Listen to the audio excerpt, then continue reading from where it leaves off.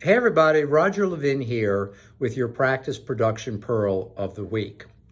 So on Monday, we had a National Consultants think tank meeting, and I have great respect academically and intellectually and based on experience with our consultants. And the topic we took on was, what does today's dental staff member really want? We looked at this from a different angle, not how do you manage them and grow them and train them, but what do they want? Because if we can understand what people want, they're much more likely to stay longer and you increase staff longevity.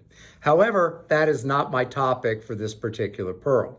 What came out in the meeting, in part of the discussion, was leadership.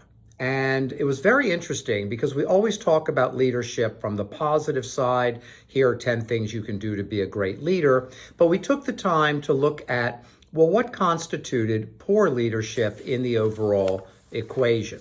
And one of the items we found, oddly enough, was that there are a lot of practices that have very good systems, very good scripting, very good checklists, but they're not operating near potential. In fact, some of them are not operating well. And even though they have these things in place, the leadership is not holding staff members accountable to follow the systems and the checklists and the scripting. And we identified that as one of the poor leadership traits. Now, I don't want to be negative, because if you came to me and said, Roger, here's one of your poor leadership traits, I would be very appreciative. I would have gratitude, because I've spent my life looking for what I can do better. I love to hear about it, and I'm willing to make the changes as I can and as I investigate how I can continue to be a better leader and a better person.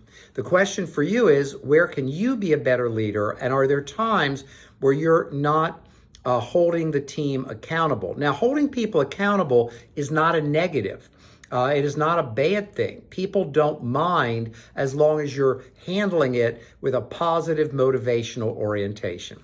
So I wanted to share those thoughts with you. Take a look at your systems. If there's anything not being followed, this is a great opportunity to move forward. It'll help you, the practice, and the team member to excel. As always, I wish you increased practice production every year. And I'll see you next week.